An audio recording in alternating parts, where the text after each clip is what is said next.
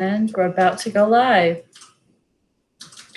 Hello, everybody. Good evening or good morning if you're in the other part of the world, and welcome to EC Open Chat Book Study. My name is Georgina Dean, and I'm joining from Amanda Jordan, and I'm joined by all of these awesome ed tech leaders around the room. And we are a small group today, guys, so do you want to just say hi and give a shout out where you're joining from? Good morning, everyone. I'm Tiffany, joining from Louisiana, looking out the window, waiting for the rain. Hopefully it's just rain. Go ahead, Mia, sorry. Hi all, this is Mia, who hasn't joined in a while because of many things, joining in from Illinois. I hope you enjoy my Star Wars poster in the background, because that's what happens in all my video calls in my office. So nice to have you, Mia. And don't worry about, everybody's got crazy busy schedules. And so it's so lovely to have you. Thanks for popping in. Hey everybody, Pat Hausman. I'm joining in from Northern Virginia, and I too have made a few of these, but not as many as I wish. Work tends to get in the way. It's just that pesky little thing that's always there. It's so nice to have you again, Patrick. Welcome. Shannon, I think you're next. Yes. Hi, everybody. Oh. Shannon. Sorry, I'm a little hyper this morning. California, United States, that side. And, thriving. It's almost the end of the second grading period here. So lots going on. But I'm choosing to choose joy today. That's my goal. Glad to be here. I'm always very excited to have my partner in crime joining from Book Study. So welcome, Shannon. And I like your bats behind you. Are those new? They are. I just put them on for this week for Halloween, and then they will go away, and I'll have a new background next week. Trying to be festive. Me. I need some festiveness going on also, I think. The blur background really does, add like that eerie feel. So I think you're good. Oh, that's good to know. Thanks. Well, welcome, Shannon, and your bats. Really happy to see the bats. And Francis, how you doing? Hi, I'm okay. I'm first time back on a video meeting since I broke my ankle, so very happy to be here, but not doing very well on the tablet. So if I don't say anything, it's because I'm struggling with tablet screens. But great to be here. Francis, I'm sorry to hear about your ankle, and I hope it's fluid better now. Oh, speedy recovery. Yeah, thank you. Nice to have you again. All right, Becky, the wonderful Becky. Hey everyone, I'm Becky, joining from Southern California, right outside of Los Angeles, or in Los Angeles, I guess.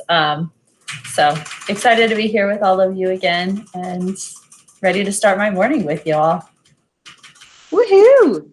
Okay, cool. Well, I'm very excited. I don't know why, because it's almost the end of Book Study, and so I should be feeling a little bit sad. But as you all know, I'm reading this awesome book for the second time, and I finished the fourth part. I was going to say the part 4, and then I remembered that Shannon's on the call and that I'd probably get an English tap on the hand.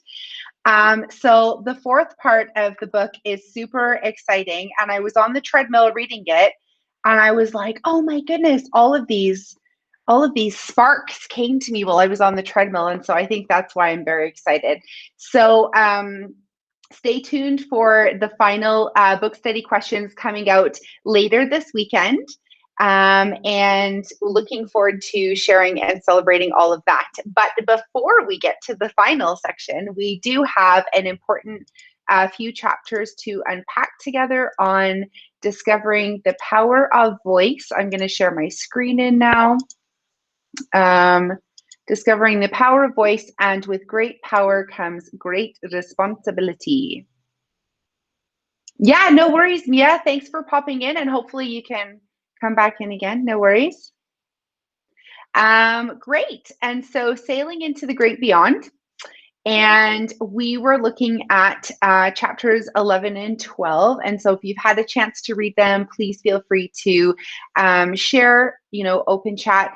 And if you have participated in the chats already underneath them, we will get to those as well.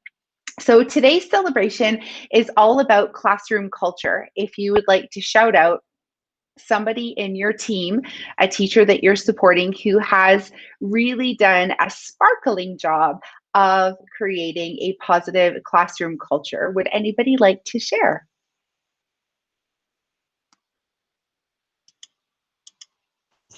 I'll jump in and at least say one of our social studies teachers who's middle school teaching virtually, he does a really great job of building in different little game aspects and things that the kids are used to for little like entrance tickets, exit ticket type things. He plays like different like Disney music in the background of different things just to give it a different feel. And he also does what he terms Game Kit Fridays, and he does games actually after school where kids, admins, parents, like everybody can jump in, and it kind of extends that community and gives it less of a just school feel. I kind of want to actually toot my own horn a little bit about positive classroom culture. I'm doing something I've never done before this Thursday and Friday since it's Halloween. If you're familiar with the virtual mystery guest activity, you know, the kids are given 3 clues and then they figure out, okay, who's the virtual mystery guest? Well, I'm going to be dressing up as Elsa with a wig and everything, and I'm going to be the virtual mystery guest that pops into their rooms. So like every slot I have available on Thursday and Friday for teachers to book me has been booked. So I'm going to be going from room to room as in character as Elsa after the kids guess the 3 clues. So that's what I'm going to try to do to bring some positivity. I love that. That is so cool. So Disney music from Patrick, dress up and virtual mystery games from Mia. Oh my goodness. Can I join too? I think it's our domain would be blocked. I'm sorry. It's cool. I figured as much, but I'm very excited, literally, because we often think about like dressing up and joining our students or our teachers, whoever your learners are, and then but actually going in and dressing up into other people's classrooms, that's pretty funky. So way to go, Mia. And I definitely think it's going to create more engagement and excitement from the students in your school, like all around, whether it's K-12 or district. I don't remember if everyone is working in a school or a district, but yeah, so that's really cool. Would anyone else like to add to that? So I'm working with a 5th grade teacher, and she does a great job of just getting students engaged in the activity by pulling in fun different things. We taught her students how to utilize the emoji keyboard. And like for us adults, that's not that exciting. It is. We use it all the time, but for 5th graders, that is next level. And so all week this week, I call them bell ringers, and everyone calls them something different, but while the students are waiting to join, they have a different activity to do with the emoji keyboard. And yesterday's activity was to use emojis to try to get others to guess what movie you're talking about. No words, just emojis. And then they started off, it was like 3 minutes of the day, but her 5th graders are so excited to come to her live meets because each day starts off with a quick 3 minutes something, and they are engaged throughout. So I have to give her the biggest shout out. It's amazing. That's super cool. I really like that. I also found that teachers who were able to come up with little ways of gamification for really short spurts, either at the beginning of the day or beginning or ends of the lessons, had really big wins in their classroom. So yeah, way to go, guys. That's like a round of applause for everybody. That's super exciting. Patrick says students recreating the Bill of Rights with emojis. Oh my goodness, Patrick, tell me more, please. So it was a collaboration with the same social studies teacher that I talked about, where after studying the Bill of Rights, they are then tasked with trying to recreate it using only emojis if possible and sparingly use words or illustrations if they need to fill in gaps. Just incredible. Like, I'm a bit speechless. I'm trying to think of what that would look like and how that would, you know, And of course, it is quite simplified. It's definitely not every word, it's main concepts, but it's still cool to try and see how a middle school mind wraps their head around that and then recreates it with emojis. yeah, that is so cool. And I'm thinking like you could even go further and like if the idea is like an emoji, you could like even doodle or draw or sketch Google drawings or on paper, like the rest of it. You know, it could turn into something more elaborate and it could be scaffolded. That is so cool. Shannon says it meets them where they are. Yes, I agree. Cool. Becky's learned a lot through emojis. Becky, that's cool. No. I'm saying I feel like I would have learned the Bill of Rights a lot better if we would have learned through if we would have learned through emojis. Like that is way more fun than the let's read this together and try to remember each of them. And you had the one fun teacher who threw in hand signals for each one. But I love that idea, Patrick.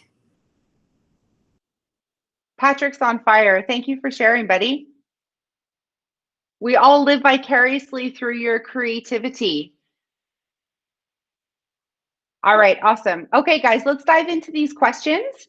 And I'm really excited. Sounds like everybody's got some really awesome ideas to share. So let's get started. Okay, these are the questions for today. For chapter 11, the first question is all around student agency and how we can support it. How do we amplify student voice? Now, I think, but again, that's just my personal opinion, that we got a lot of that happening all the time with the folks that are on this call today. And so I know y'all have some great things to share and shout out. But I wanted to ask, like the question here specifically is talking to why do you think some of the educators that you support may struggle with this? And what are some of the things, like what are some of the things that you think they're afraid of and how may you have helped them to overcome those? So this is where we were going with that. Jenny's got some ideas down there in the bottom. We'll talk about boldly braving new things soon. But yeah, let's talk about the fear piece first. Why do you think teachers might be afraid of that, guys? And there are some comments, so we'll get to those in a second. I just wanted to give everybody a chance to share first. I think teachers can be afraid because of the lack of control and the potential for inappropriate comments coming out, basically. At the middle school in my district, I know there has been a lot of challenges with sharing what is appropriate on Zoom. One's feet in the camera view is not appropriate. So I think that's why there can be concern with teachers, just because students need to be taught those appropriate boundaries. I like that. And I like how you said that they need to be taught boundaries, right?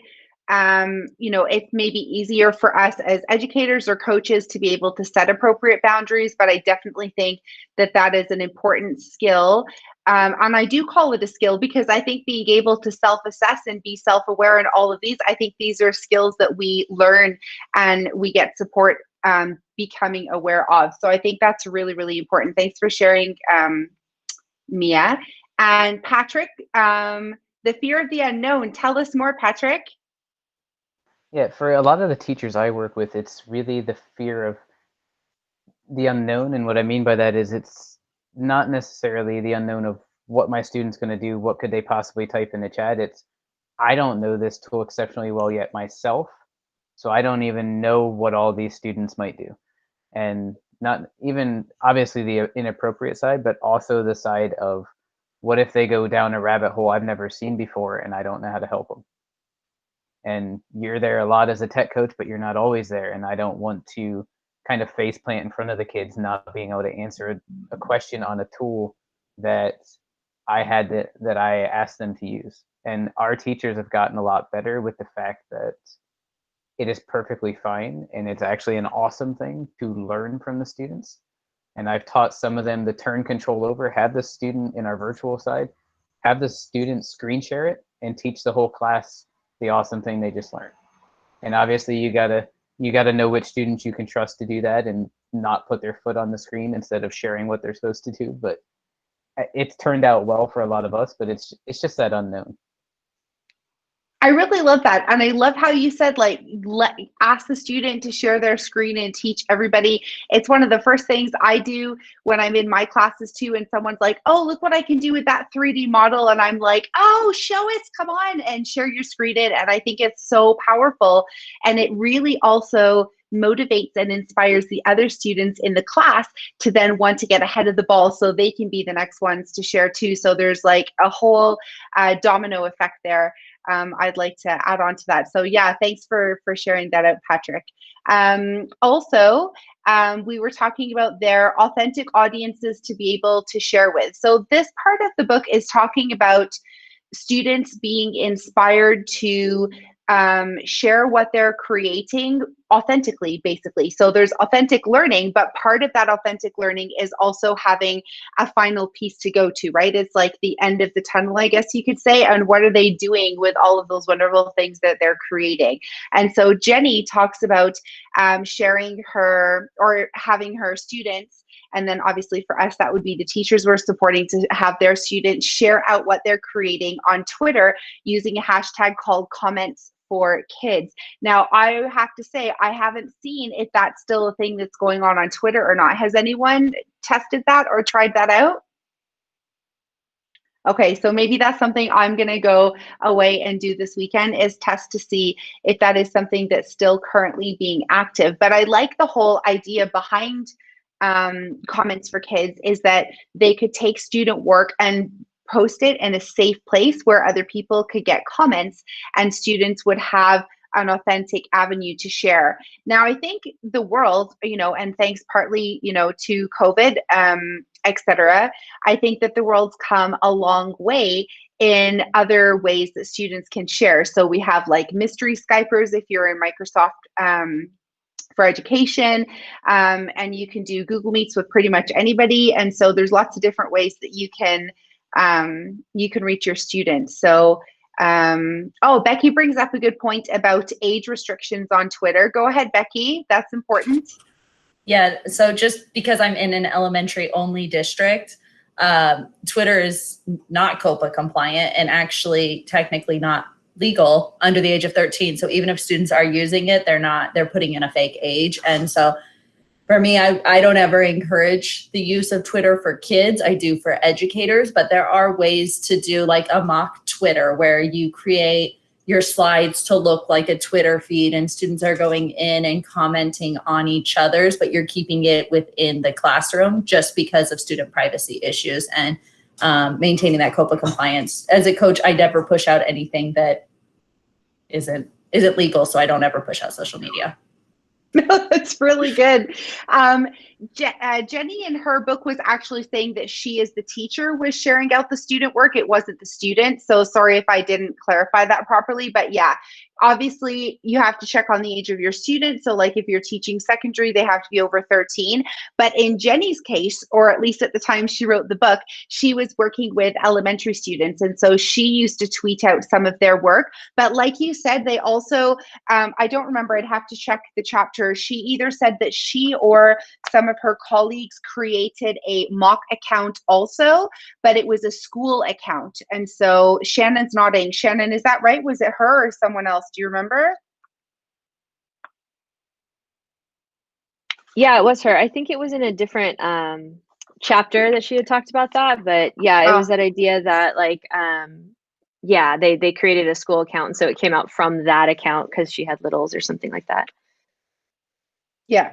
So definitely, if anybody's watching after the fact, please, please, please make sure that you are COPA and FERPA and GDPR if you're in EMEA region compliant, because safety is #1 priority for everybody. But the whole point is, and this is an interesting topic for conversation, obviously we can't spend the whole hour on it, but we want to be able to help our educators give authentic learning experiences to their students, right? So how do we do that in safe environments that continue to be harping down on all of these compliance and regulations? It does become difficult. So shout out to someone like Ditch That Textbook, J. Matt Miller. He's always creating those super powerful social media resources. on Google Slides that look like those platforms, and Adobe Spark also, you can create certain templates that are the sizes of actual social media formats as well. And so your students can then play with those in safe, compliant spaces as well. So, but I just really love that idea, guys, about being able to share out. And I was even thinking, like, I took my students to Adobe Max last week, which was an international free event led by Adobe. And so I teach a couple of classes of creative media, and I took some of my grade 12 students virtually through Google Meet, and they watched real live artists create and talk about their passion. And because I was logged in a separate window as my own account, any questions that the students had for the artist, typed it in the Google Meet, and then I asked those questions live. So on the screen share, the students are seeing me ask their questions live and get answers live in the screen. So it was quite really powerful. And I'm always trying to find different ways that we can meet them authentically, and how do we get their voices out there. So that was one thing that was really exciting. And I was thinking also, thanks Tiffany, and I was thinking also, how could I do that more? So I'm now on the lookout for, since last week, new conferences coming up, and is there anything appropriate where I could take my students to? So for example, or even having different artists come in, like you can do with mystery Skypes and different things like that, just to share with the students. But I want to take them places, so this whole idea of virtual field trips has become now quite powerful for me. So I'm on the lookout. If y'all hear of anything, send it my way, because I really had a positive experience with that this week. Would anyone else like to share on this idea of authentic audiences to amplify voices before we head off to number 2? Actually, I didn't even, sorry guys, I'm just going to pop up, the conversation was rolling and I didn't even pop up the people who participated in the chat. Sorry guys. Francis, I know you're on the call and I know you're on a tablet, but did you want to share what you were talking about there in your post? And don't feel obligated if not.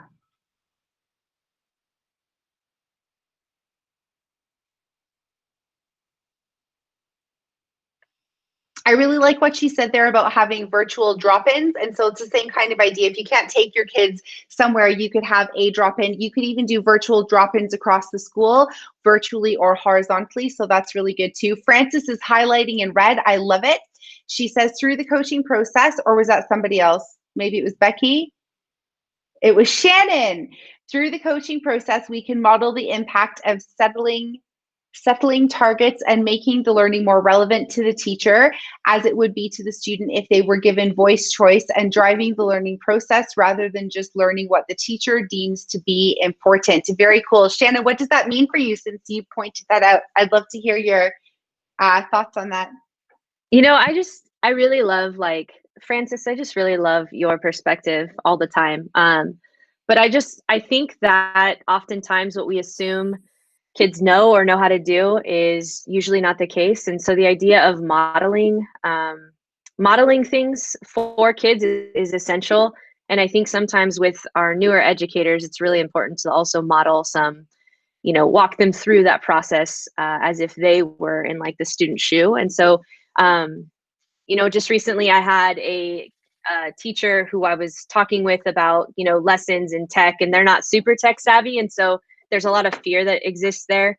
And so we did a role play kind of about like what that could look like in the classroom. And I told them to be a tough student so that he could see like the ways to navigate the tech, but also really like focus in on like the learning and the skill that we were working on. And I don't know, I just think modeling is so important in this aspect. Just because they don't know what it means to consider audiences a lot of the time, and they don't know what it means to really kind of reframe a message for all audiences. And someone who, I teach a class that's solely surrounding rhetoric, and really truly the idea of considering an audience and the message and really being mindful and deliberate about choices is kind of an essential skill that I think if we're teaching them at a young age, which I think blogging gives that platform, then that will continue to be like a skill maybe they take and adopt as they continue throughout their educational journey. And I don't know, I just think about what it could be like if we had a a generation of kids who knows what it means to consider audience in all things. I don't know, kind of cool. I just think that modeling is important, not only for the Oh, kids, yeah. but as coaches model for their educators as well. Yeah, model for everybody. If you are learning, the person you're learning from, or the place or the area you're learning from, there should be a model, right? An example. And if you're the one leading, then you should lead by example. It includes modeling too. So I totally agree with that. I found this in the book now, wanted to share with you guys if I can position it correctly. Oh, I have background blur on. That may not work. Hold on, let me remove background blur for a second. Basically, this part of the book here, oh, when you need to find background blur, there we go. Okay, so this part of the book here, Jenny has illustrated a tweet. Do you guys see that? And in her tweet, she basically talks about sharing the tweet with her students. Now, it's very interesting because I was thinking the same thing, right? Because often we have all of these cool people writing on our tweets, and I've seen it before. Let me know if you guys have seen it too, where someone has tweeted and said, please share where you're from so that we can see how far the tweet reaches. And it's that whole kind of idea. So I would like to share out some things, but just remember, guys, for privacy, to blur out, your own personal Twitter account as well as anybody else that's in the feed as well, because we have to protect everybody's privacy. Patrick's made a great point about digital natives, and I think that's true, and talks again to media literacy and digital literacy. And Shannon's right. We have to model, because it's not just about like sending a message; it's about being aware of the whole full surroundings and how we can be safe and how we protect others' safety as well. So yeah, thanks for sharing, guys. Shannon's also written about modeling there. Dr. Karen's talking about live feeds. So yeah, similar to what I was saying with the conference, the whole idea of artists being there live, that's really awesome. Eagles, nests, hummingbirds, or other nature environments, and she shared a YouTube link as well. So check that out in the book study notes. Thank you, Dr. Karen. Did you want to talk about that?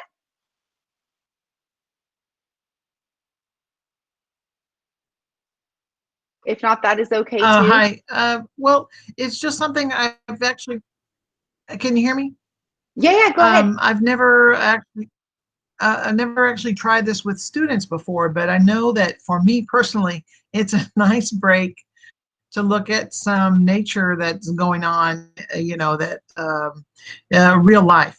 And I know that when you're doing science units and things like that, it kind of adds a little bit of authenticity to your students, not necessarily for them to comment, depending upon their age, but at least to experience. And I know there are aquarium views and all kinds of them out there, but I just thought that might be a nice resource for students to be able to experience and comment, etc.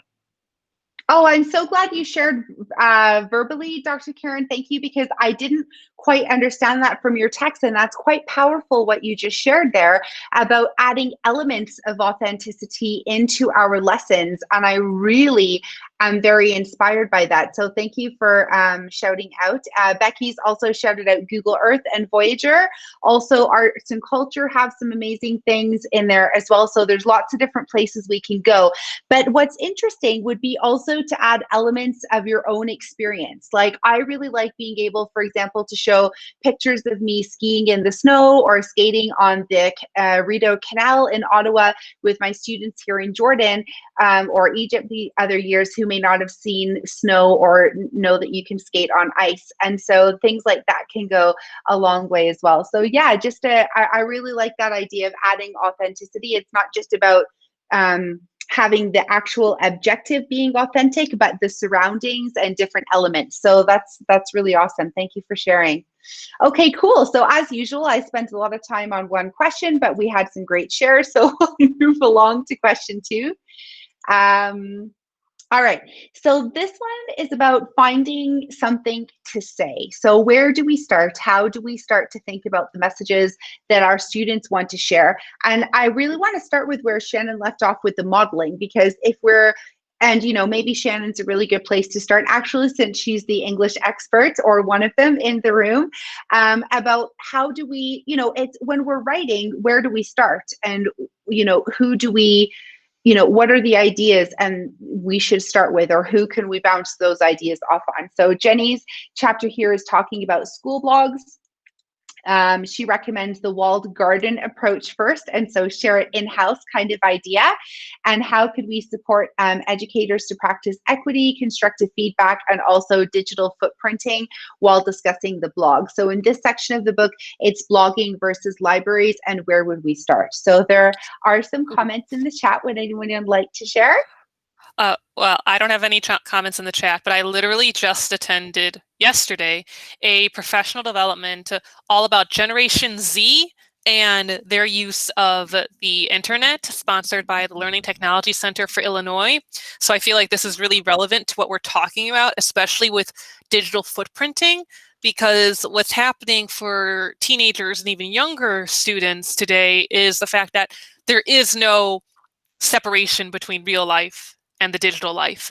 And actually what's happening is parents are creating the digital footprint that some students have because of the pictures they post at their soccer game, or like, oh, look, my baby is born, or even posting ultrasound pictures.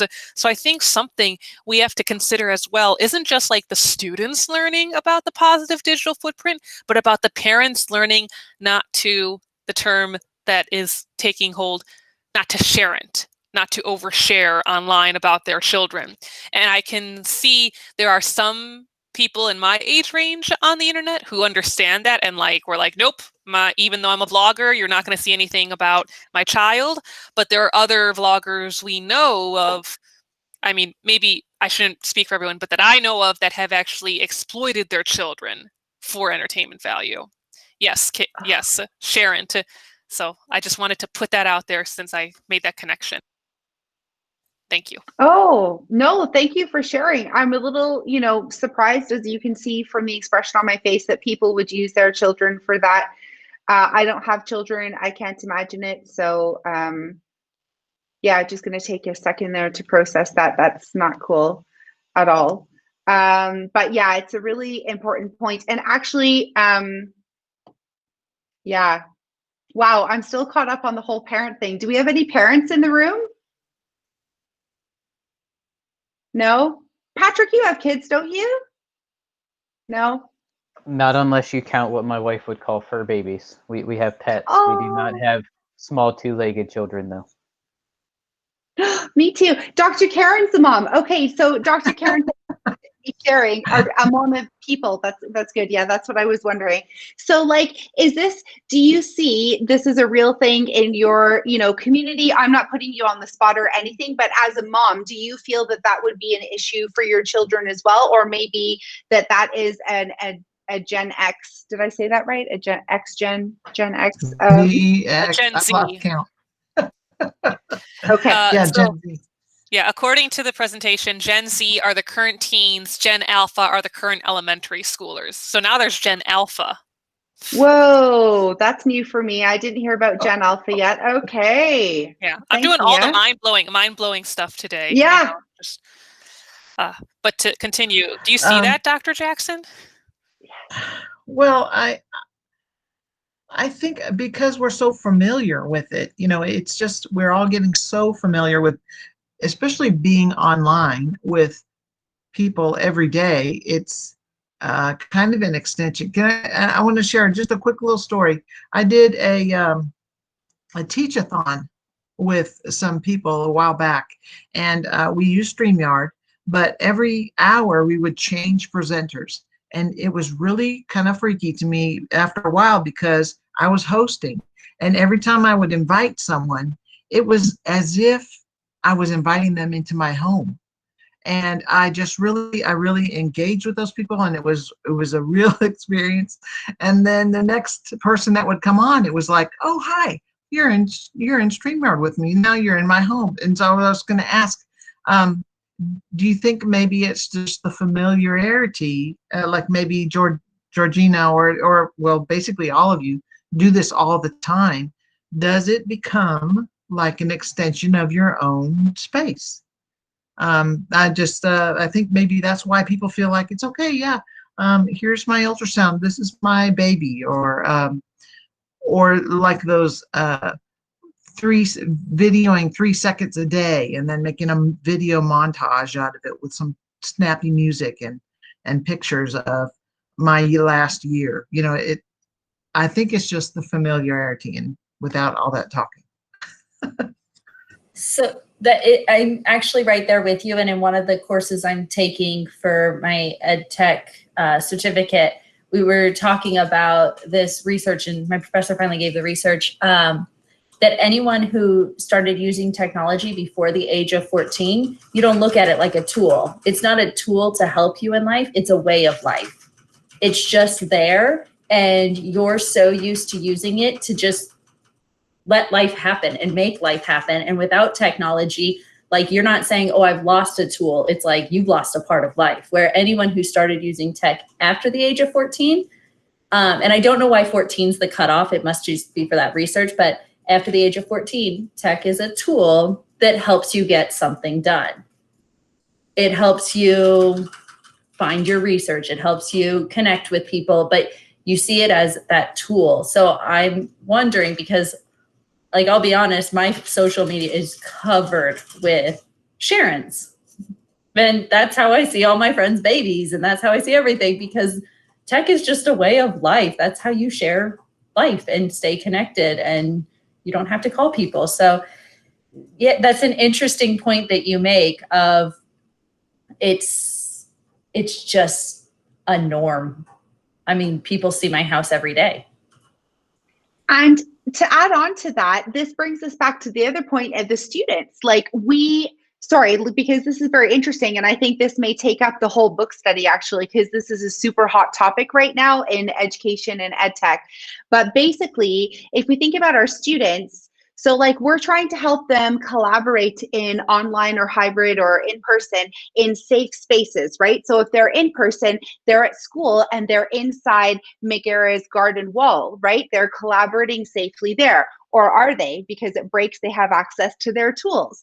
And then when they're at home, we created these spaces in Google Drive or in Teams, and we've said, hey, go collaborate there. And then in the chat, all of a sudden you hear Timmy say to Bob, oh, give me a call, or hey, hit me up on Discord. And you're like, whoa, do your parents know you're using Discord? And it's that whole conversation, right? So we want to recognize that they're out there doing those things. So how can we help them use it in safe ways? And we want them to be able to use it authentically, but we also know that there's so many out there that are not using it safely. And do you want to encourage them to go there when maybe you'll see Becky's nephews on there, you know? And so it's where are those lines, and where do you support students when you're trying to get them engaged authentically when you know they're out there doing it anyway? So super, super interesting. Tiffany, did you want to share what you had written there about developmental psychology? I can, to the comment about why the age is 14. Essentially, at 14, kids start to see themselves as different from their parents. They're making their own decisions, and we can track that back as far as the early 1900s. They become their own independent consumers. They have jobs. So what are they buying? What are they doing? So that's why we see that turn at the age of 14. That's why it's so unique. No, thank you for sharing. And I don't know about everybody else, but like, I am sharing my cats. I have fur babies too, Patrick, and my cats are all over my Instagram like daily. I had a little photo shoot with my little white Micho the other day. I shared that out. And so I don't have children, but you're right, Dr. Karen, I share my cats freely. I'm happy to share my bad hair days in the morning while I'm making coffee and what's going on for the day today. However, that persona, my raw self and my life, is very different to what I share on Twitter. So I also compartmentalize my areas of life. Maybe I'm not saying that right. My communities, I guess you could say. And so I wonder, do our students compartmentalize those? Do they know how? They do. Have they been shown how? Go ahead, Mia, let me know. They do. They that was something that was also in the presentation, where students have public Instagrams where, like, you know, everything looks nice and pretty, but then they have fake Instas where, like, the more private stuff is shared with one another. I would say that, yeah, so I think students do compartmentalize compartmentalize a bit, you know, depending on what they're doing. But like we all know, probably from hybrid and remote teaching, that sometimes that compartmentalization isn't always as strict as it should be, like how they might type in the Zoom chat the way they would in a Discord chat. And it's like, that's not, you know, ooh, Shannon, I love that connection of like code switching. I think that's a very good connection. Yes, and Patrick, I totally agree with you. Like the professional social media versus personal, or like, Dr. Jackson, how she has Twitter is strictly education and Facebook is personal. Whereas like I've been hearing teachers, they're like, they do things on Facebook that are like semi-professional, but not fully. And so it's like, I don't know. For me, being in between these generations, I'm like, all my online stuff is professional. I have very little like personal online footprint. Like if you're going to find me on there, you're going to find my school photos from previous years and lots of educational tweets. I like the pointing out of like Twitter's professional and Insta and Facebook are personal, just that dichotomy, because students would be like, no, it's both. Twitter is both if they're of the right age. And Snapchat is personal, because that's the other big one. I'm sorry, I could go on and on about this just because it connects so much to what I learned yesterday. No, Yes, please feel free to go on, Mia. I think it's really important. And actually, I think this is really actually inspiring, because Jenny wrote this book before, I think at least before Snapchat came out, right? Let me just check the year again. Oh gosh, I need my glasses, guys. I'm getting old. And TikTok. And TikTok is new too. Yeah, totally. So I think that's really cool. So we take what we read in Jenny's book and we apply it to like now the new generations that are coming out and the new technology that students have access to. And wow, what a conversation. So yeah. Shannon, go ahead. Digital tattoo versus digital footprint. That's in there too.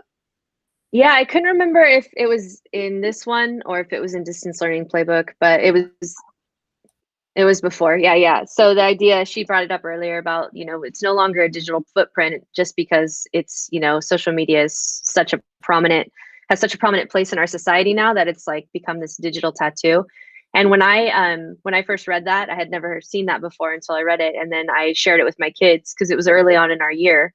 And they were like, oh, shoot, and we had to talk about the fact that like, yeah, Snapchat goes away after a certain amount of time, but it doesn't ever really go away. Like it lives somewhere on the internet. And that's the craziness of the internet. And to be honest, like, I don't know that I could do without my social media, to be real. Like I like rely, it's like almost a security blanket. My Twitter is almost a security blanket for me.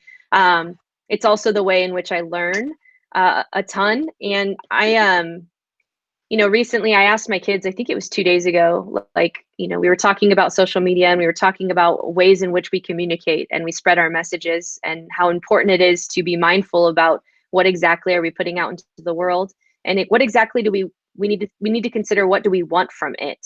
Because ultimately there's an end goal for all of us, whether we realize it and it's conscious or not. We spread messages for a purpose. And I asked them, I'm like, honestly, like, think about how you communicate. I'm sure you guys post multiple times a day on social media. And every single student was like, no, we don't. And I was like, wait, what? Like, are you sure? And I teach high school. And it was like literally every class, they're like, yeah, we don't post every single day, multiple times a day. We'll maybe post every other day or, and I said, okay. They're like, we consume it like all the time. And then it got me thinking about my own life. And like, I think I post on Twitter at least 3 to 4 times a day. You know what I mean? And it made me wonder, like, we have this perception that kids are the ones that are like, out on the social media and stuff. But I wonder if it's become more of a space for us as individuals, adults in this space during like COVID lockdowns and all that stuff. This is the space in which we connect with other adults. You know what I mean? And like, if that's shifted quite a bit, I know students are still doing like Snapchat and things, but I can tell you my students are much less cautious when it comes to like interacting with individuals like face to face. And so, but for me, like I don't leave my house ever. And if I didn't have social media, I think I would just be a lonely human, And so, yeah, that idea of like, I mentioned Facebook the other day, Dr. Jackson, and they were like, no, that's for old people. And I was like, yeah, we did take it over, but I just wanted to let you know we also started it. So like back off, but I don't know. It's just an interesting perspective. And I think we so often think like kids and their social media, but I think sometimes maybe we cross and blur those boundaries as well, and I wonder if that's because, digital citizenship, we can preach it, but maybe we don't actually fully grasp, what a digital tattoo looks like either. So Becky just posted something that I was going to share as my mind-blowing following Mia's shares earlier today. So because my husband is a machine learning engineer, and there's new research that just came out that they have revamped the algorithms that go into social media, and it's quite scary. So AI runs a lot of it now based on your trends and based on your routines. I can't think of the word I'm looking for, but basically it's really quite scary. And so to each individual person's use of social media, it can go right down to like the amount of flips you do with your thumb. And it is really quite scary. So like he did a test himself since he's an engineer, and he deleted a couple of the apps to test it this past week. And he was like, it's scary, Georgina, and I'm an engineer. And I was like, okay, I take your word for it because I'm not. And yeah, and he was like, he's like, yeah, every time I went to the phone, like my finger went in a certain way to a certain app first, and it looked for something else a second way. So he was becoming more aware of where he was going.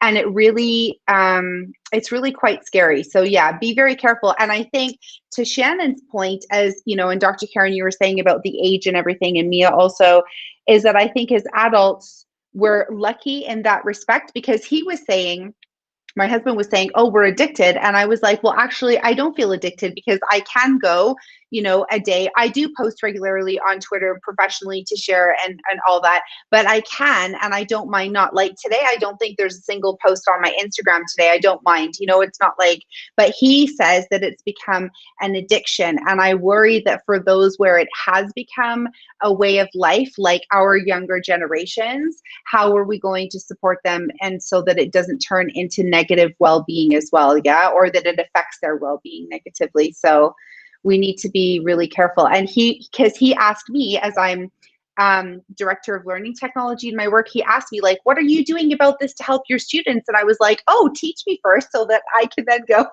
and support the community. So he was like, yeah, you need to make sure they know about this. And it's true. Like, I don't know about these algorithms that are going in. So I need to learn about that. Really great point, Becky. And I'll just share this. There was something on the news probably about 7 or 8 months where they were actually talking with an engineer, and that was the whole focus of it, that they're creating apps to become more and more addictive, that the average US citizen looks at their phone every 5 seconds to open an app. And when we think about that with young children who are given devices as early as 1 or 2 for whatever reason, to pacify, to engage, because we've got, ABC mouse and everything, but think about what that looks like when I'm 2 and now when I'm 12 or when I'm 20. What will that look like for learning? It really is scary. I hope, and I'm just going to throw this out there because I'm an optimist in a lot of areas. I hope that we'll be able to find a way as an education community globally to be able to say, hey, our students are all on this. Let's use this for powerful ways. So I see a lot of really good stuff going on, a lot of stuff related to SDGs and Save the Planet and helping students. And some students have gone really far with sharing those powerful messages. But how do we support the rest of the community of students to follow along that suit in a positive use and consummation? Is that the right word? No. Definitely not, I think, right, Shannon? No. Consumerism, what's the word I'm looking for? Consumerism. Consumption. Consumerism. Consumption. Yeah. Either. Okay. So yeah, to help them do that positively and then get them creating positively to help, change the world for the better. So something that they're passionate about changing in the world. So yeah, I think it's a really big topic. Dr. Karen, you were talking about changing habits. I know you were talking about your own habits, but it's very interesting. And it's back to that point. How could we also help our students, and how can we help the teachers that we're supporting to help them to create those new habits as well. Balance. I love that, Francis. That's so awesome. Cool. So as I feared, we're almost out of time for book study. I don't know if you guys would like to go on. We have 3 other questions. If you have to run, I know Patrick and Mia dropped off. That's cool. I think it was really powerful, some of the things that we shared, even though we didn't get to the other 3 questions yet, you know, something to take away and keep in mind when we're supporting our communities. We can just have a quick scan through at least before we go. We have about 5 minutes left. Question number 3 was always was about being, you know, passive receiver of information and knowledge, or are we contributing to the greater good? So I guess I sort of touched on that with how we can use social media and advocate our voices to have meaningful. Oh, I moved the box to have, I was trying to select there the word meaningful, professional conversations within the communities, and how can we encourage that same risk taking? So if we're thinking about that, if we know we have all of these platforms, and we know that maybe some of the teachers that we support aren't using all of those platforms, how can we help them to take risks? And I kind of think Patrick's not with us anymore, but you know, it's about that idea of supporting them, supporting the teachers to let the students teach them, like, oh, Miss Dean, I've never used TikTok. Who would like to show me how to use TikTok? And have those students teach you how to use TikTok in a safe environment. Obviously, you could provide them with a Google slide or something else, you know, that's COPA and FERPA compliant. But, you know, how can you have your students teach you how to use these things and make them also build positive relationships with you? So we had a couple of comments. Did anyone want to share what they wrote or add anything, you know, pertinent with the conversation? Feel free. You know, I was talking, I mentioned how I feel like a lot of the time when individuals get into education, they're told to like sit back, observe. There's this idea that if you're new into the career, that like you may not have as much to offer as like, you know, veteran educators or whatever. And I remember being told that when I first started, that like if you want to keep your job, just kind of go with the flow or whatever. And it was really disappointing, and I feel like it stifled my creativity quite a bit in the beginning of my career. And so, you know, now as I'm coaching a couple new teachers who are, you know, a couple years in, I'm really kind of pushing that like it's always good to take risk, because out of risk comes like little confidences. And I tell my students that all the time, like little risks mean little confidence, and then eventually those become that becomes big confidence. But the idea that, you know, give them an opportunity to take those risks, like creating cultures at our school sites that really do promote risk taking. And right now in this climate, I feel like, you know, I was talking to Bonnie recently that like she posted something on Facebook, and it mentioned that like, you know, there was no like training in pandemic teaching. We kind of just figured it out, you know what I mean? And so we have no idea what it's supposed to look like necessarily. And so if any time is a good time to take risks, now is a good time to take risks, because I feel like every single day is full of little mini failures, you know? And so if we can take those risks, learn from them, you know, have new iterations and then try again, like that really is going to promote a new generation of educators who believe in risk taking and are actually striving to push the limits, you know? I hope, at least. I love that. I didn't think about that as a silver lining. I'm going to add that to my silver lining bucket, Shannon. So thank you very much. Risk taking into confident teachers as a result of the pandemic. I love it. I was just checking out the other comments there. Becky, did you want to add anything? I see a big smile. I don't know. No, I'm agreeing with Shannon. I can't imagine being told to like take a back seat. That's so not me. Right? And I'm unfortunate. I've never been put in that position, or at least I didn't listen if I was, which I probably didn't listen. But I love that, Shannon, you're taking that experience and helping coaches with that, and really finding a way to say like, you don't need to take big challenges. Cause I think that's also scary, hearing like, oh, you're gonna make waves and do all of this. No, just like try on little things, do little bits. Shannon, I'm just smiling because I agree with all of this. And You're amazing. That's all. Oh, a little coaching love. I love it. Okay, great. Awesome. So moving on to question number 4 was all about reflection at all levels is vital. So this probably comes as no surprise to us as education professionals. Reflection is super important in the learning cycle. What about in the coaching cycle? So Megara talks about artifacts as coaching models in our digital portfolios. How can we support that through the coaching cycle, and how can we use that also to celebrate successes meaningfully? So if you've had an experience, feel free to share it. I know Shannon and Francis and Dr. Jackson's going to share a little bit as well, but let me know.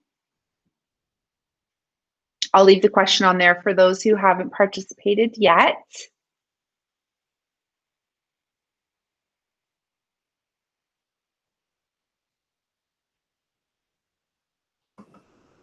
I'm going to jump in with a really quick one. And for me, I think this starts, if we're going to be inspiring educators to be reflective, we need to do it ourselves.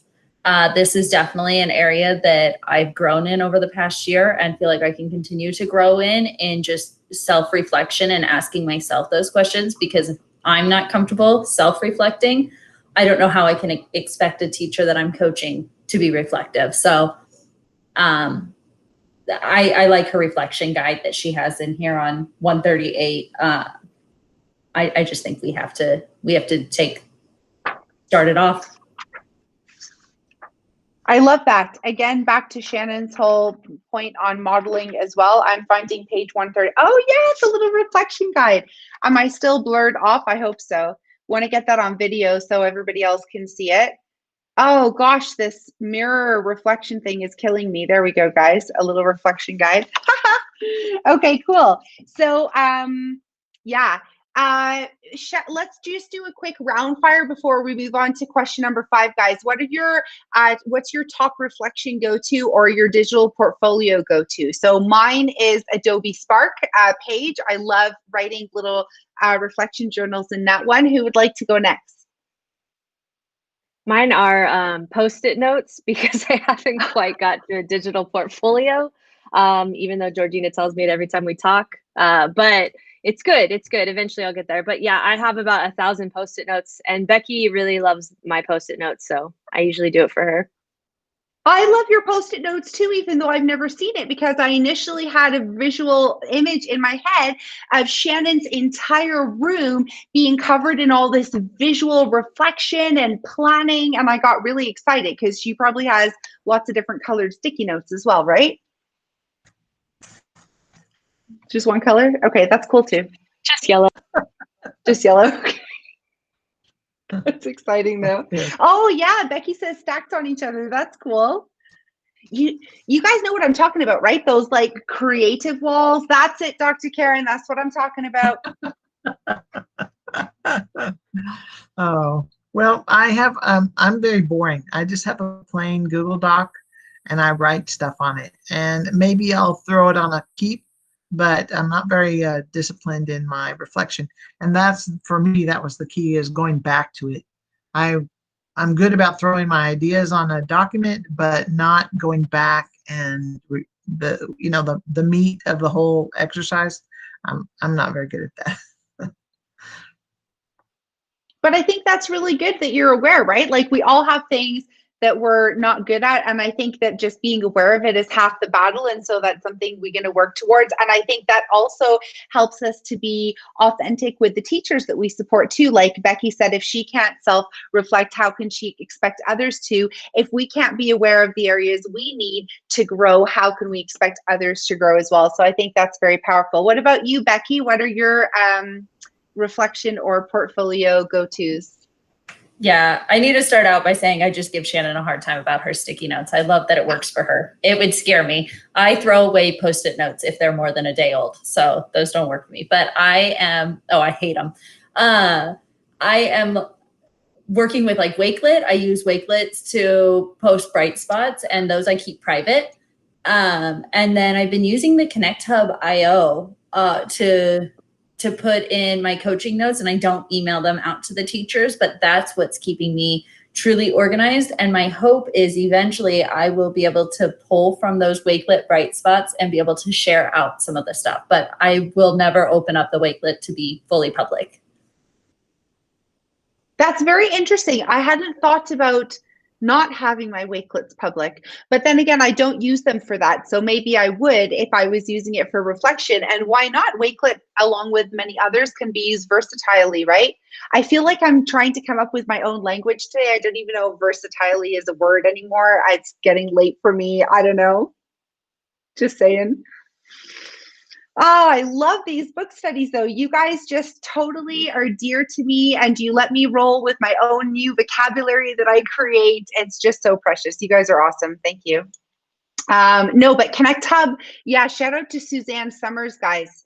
Wow, what a platform, right? I started using that for my school, but also for my GEG stuff as well, for any coaching or mentoring I do there. Brilliant tool, really, really helpful. Oh, Shannon's calling out Shakespeare. Made up a lot of words. Thanks, Shannon. Shannon was trying to be kind. You're to like, me. Okay. you're like the modern day Shakespeare.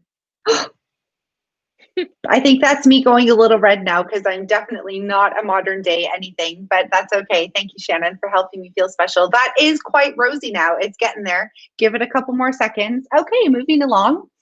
Right. Number 4 is all about the we did that reflection in the coaching cycle. See, the Shakespeare comment totally threw me off my game. All right, so back on the reflection cycle, modeling is reflection. So really big shout out, I think, was it Tiffany threw that in there? Really awesome. And also Dr. Karen said, we have to return to it, which she shared earlier. So yes, thank you very much for that. Okay, guys, last question, and then we'll let you go for the day or the evening. Is how do we determine so the quote, first of all, before they can determine a challenge to respond to the problem, they must first understand it.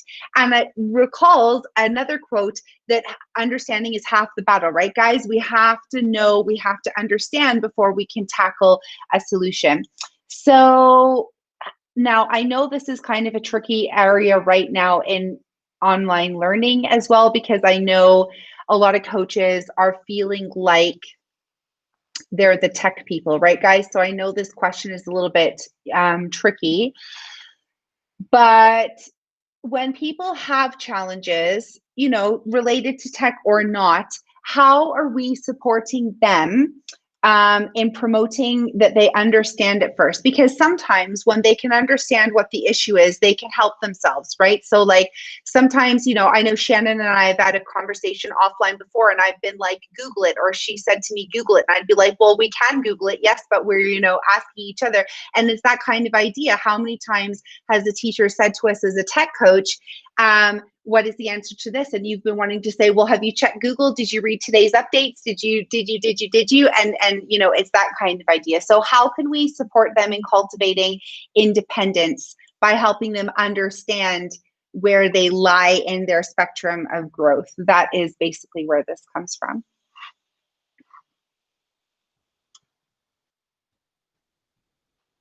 Megara talks about mastering the ship. So we want students to become masters of their own content, of their own skills. And so how can we cultivate that with teachers as well, right, guys?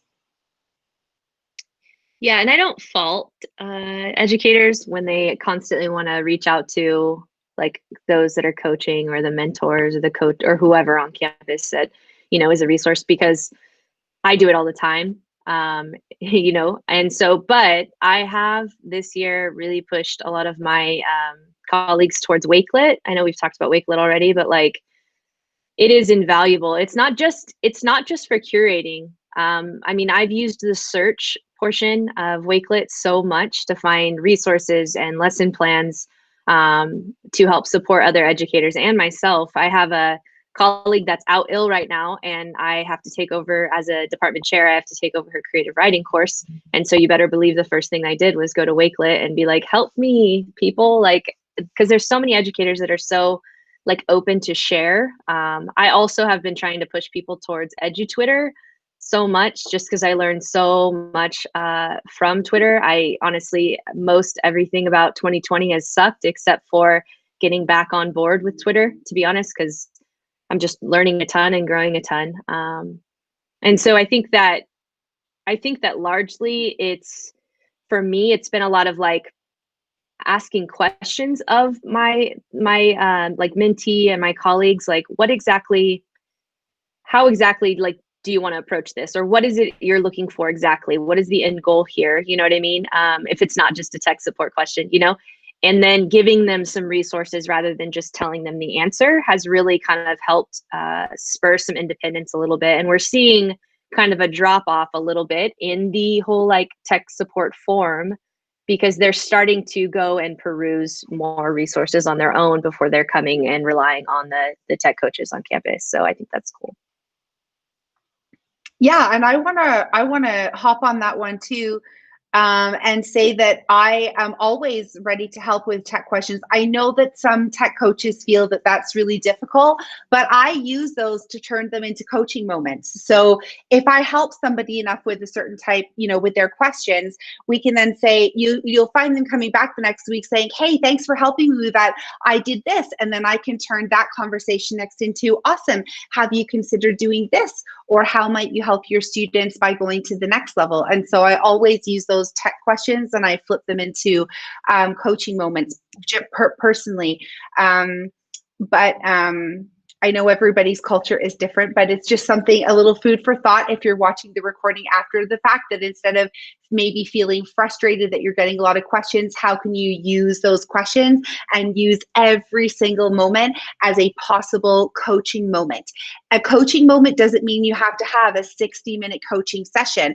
And I'm sure Amanda might fire me if she heard me say that, since I know the coaching curriculum for Google EC is quite strict.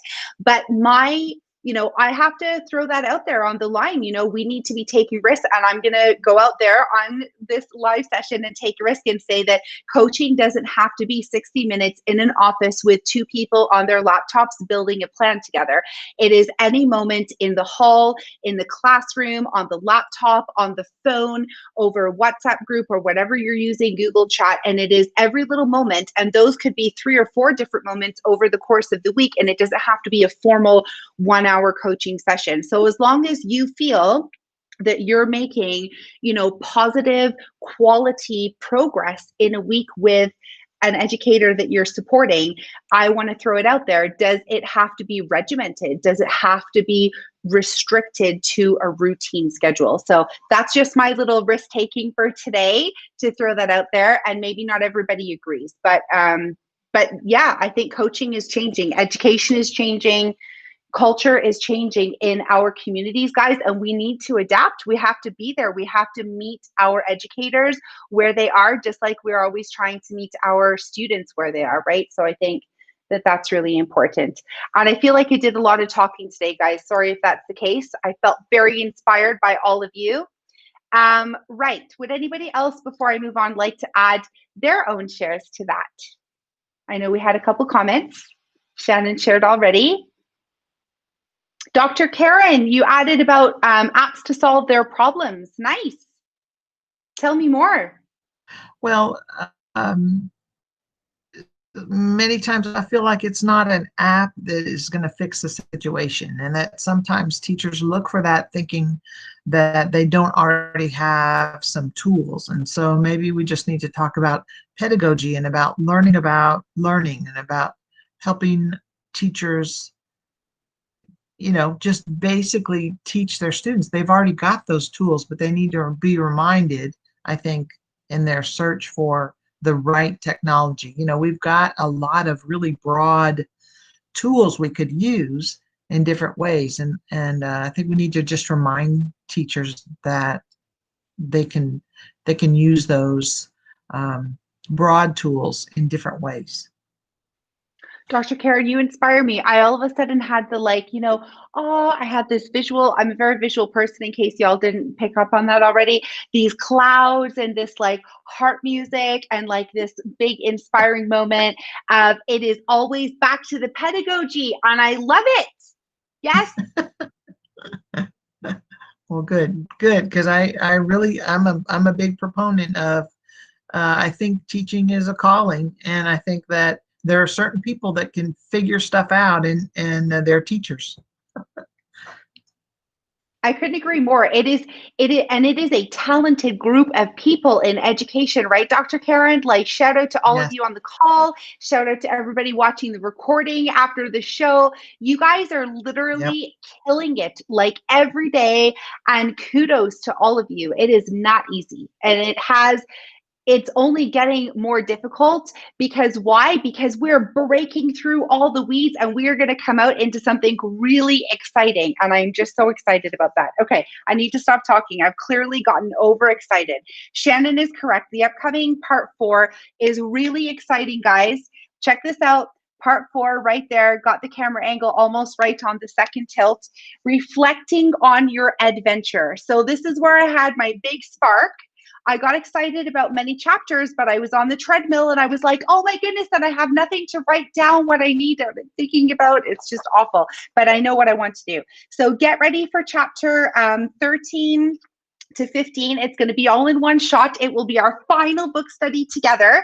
Now, we can totally do another book study. And if anybody else wants to, what's the word I'm looking for? Facilitate the book study, then I am happy to hand over the reins. I think book studies are super cool, and I've really enjoyed learning from all of you guys, honestly.